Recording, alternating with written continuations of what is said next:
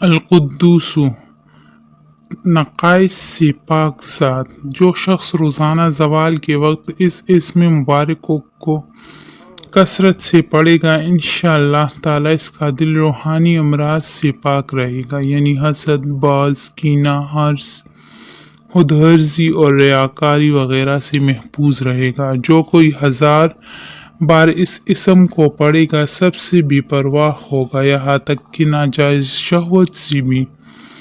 جو شخص دشمن سے بچنے کے لیے بھاگتے وقت اس کو کثرت سے پڑھے گا وہ محفوظ رہے گا۔ جو سفر میں اس کی مداوت کرے گا کبھی نہیں تھکے گا۔ جو اس کو 319 بار شیرینی پر پڑھ کر دشمن کو کھلا دے تو دشمن مہربان ہو جائے گا۔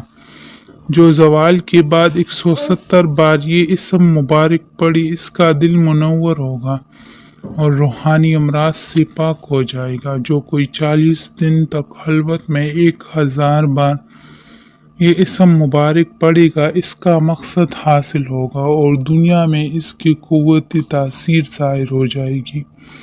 اگر کوئی اس کو رات کے آخری حصے میں 1000 بار پڑھے تو بیماری و بلا اس کے جسم سے دور ہو جاتی ہے۔